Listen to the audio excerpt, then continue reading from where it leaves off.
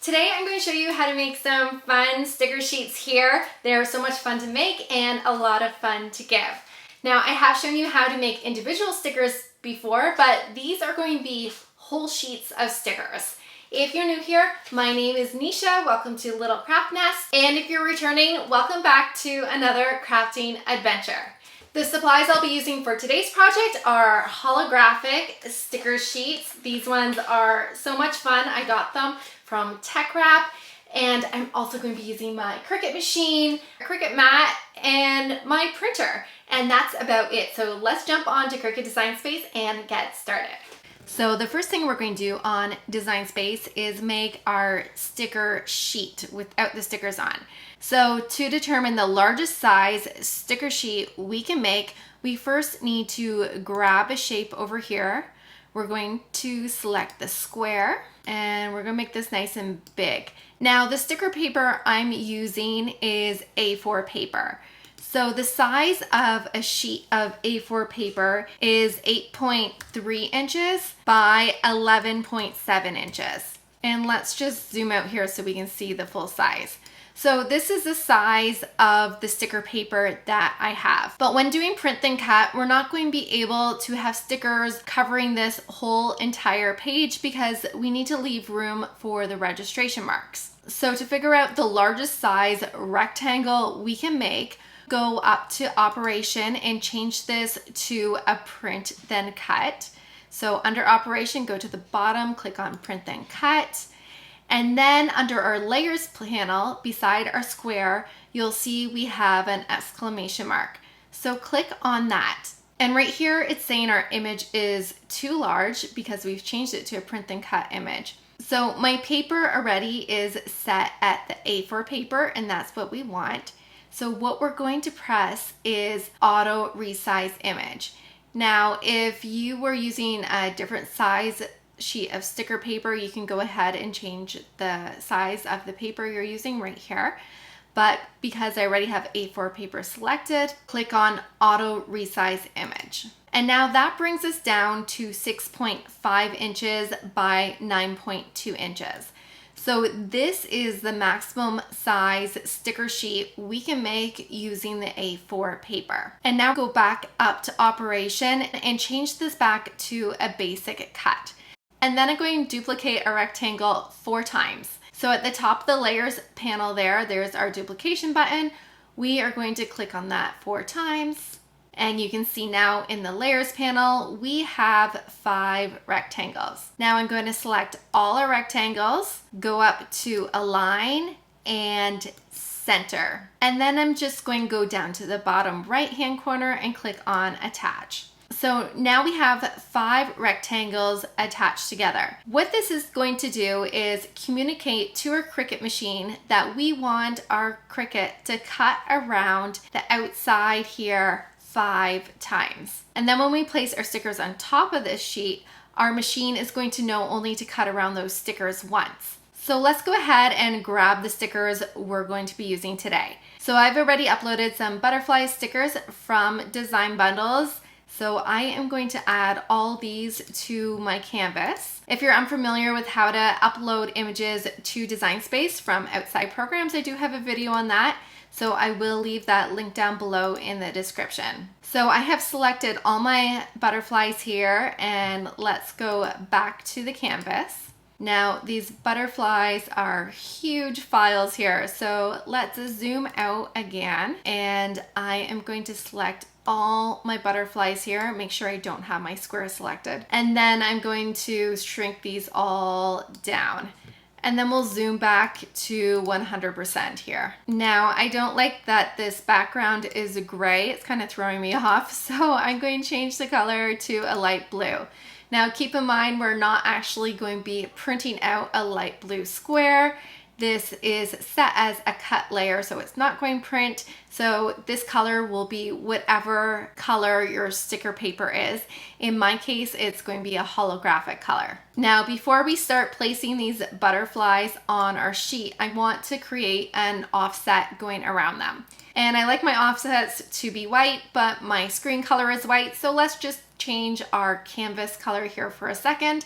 If you go down below the layers panel and click on blank canvas, you can go back up to the top and change your background color. So let's make this a light gray. And let's remove our grid lines by going between our two rulers at the top left-hand corner and clicking on that little square there. And we've removed our grid lines. It's just going to be easier for you to see what I'm doing now. So here's our first butterfly. You can make them bigger or smaller, whatever size you want your butterfly to be. And then go up to offset, and you will notice a blue line going around our butterfly. Now you can make that blue line bigger by dragging your circle over to the right, or smaller by dragging it over to the left. I am going to make it a little bit smaller. So now I have my offset set at 0.139 and I'm going to press apply. Now that offset layer is black. I don't want it to be black. I want that to be white. So under the color, we're just going to change this to white. And if you look closely at our offset here, you'll notice we have two holes in the middle of our offset. I would have not seen those if I kept our canvas color white instead of gray. I would have missed those two dots there. Now to fill in these holes, often what I do is use contour. However, contour is grayed out on the offset layers. I'm not sure why Design Space isn't giving me the option to use contour with my offset layers, which kind of gets frustrating, but we can still fill in those holes. So if we go over to shapes, we can just grab any shape you want. Let's grab a circle. We can put this circle over those two holes right there. Select that offset layer and the circle. So we have those two layers selected. You can see them in the layers panel.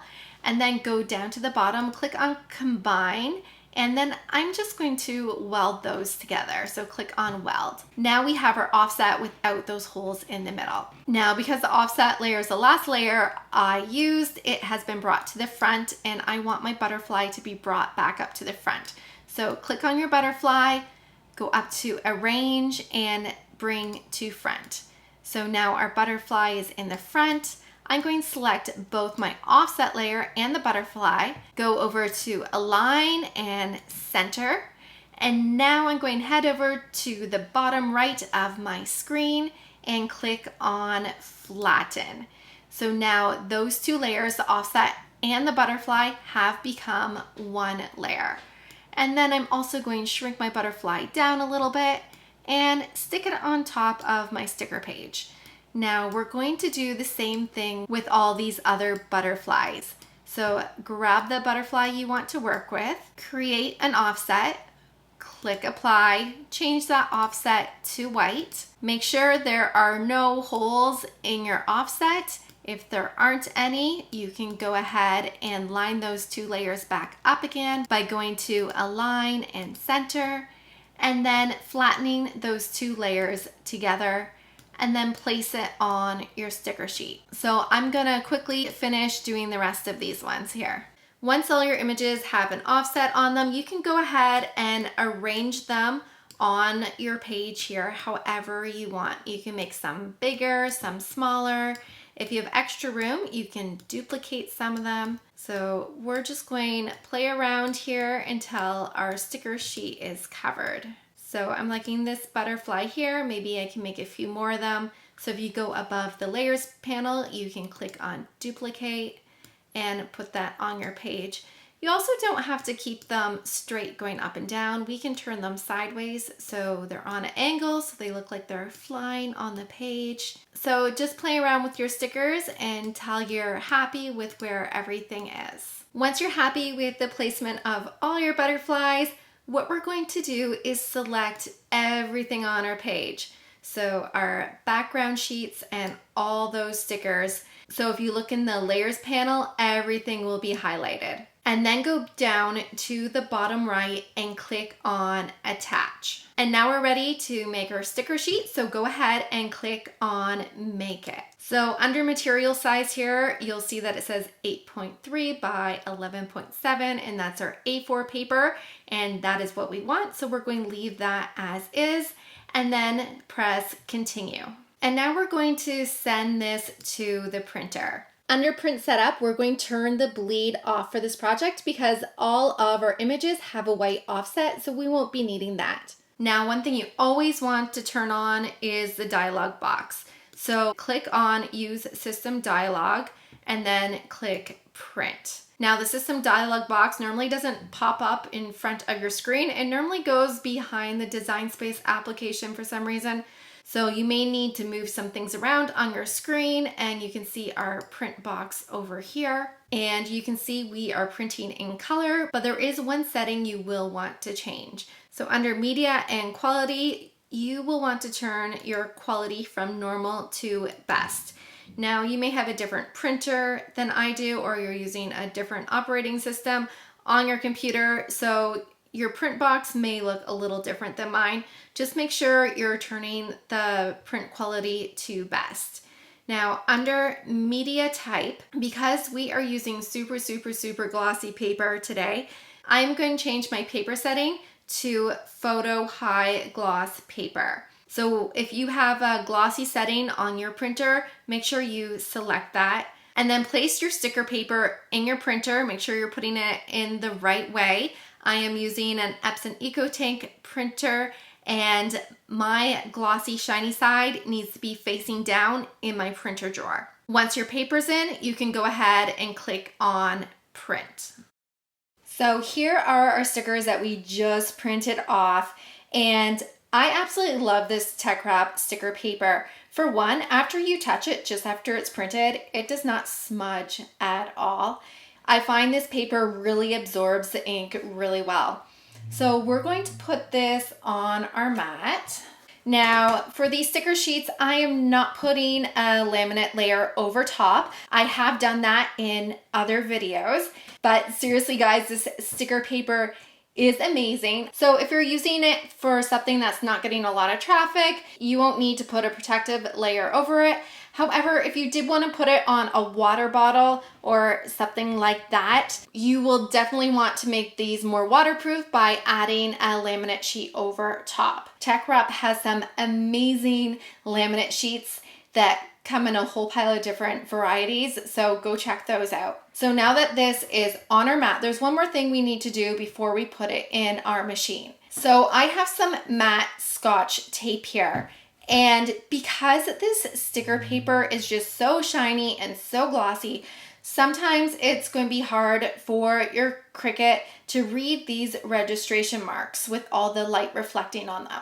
So that's why I take this matte tape and we are going to put it over all the registration marks. So let's go ahead and put this on all the corners. Now, one day I did have trouble with my Cricut reading the registration marks on here, even with the Scotch tape on it. So I actually put a second layer of Scotch tape on my page that time, and then my Cricut cut it no problem. So if one layer of Scotch tape doesn't work, you may want to try two. Now, another thing I would advise is cut this with a Cricut Maker. I find on the Cricut Explorer, it's difficult to cut things that are not flat white. So if you're using a Cricut Explorer and you're doing print then cut with colored paper or super glossy paper, your machine may have a very difficult time reading those marks. I find the Cricut Maker does a better job using print then cut than the Explorer. So if you're still looking at getting a machine, I recommend getting the Cricut Maker over the Explorer simply for the print then cut reason that I mentioned. So our tape is on all the corners. Let's slide this into our machine, and what our machine is going to do is shine a little light on these corners and try to find these registration marks before it cuts.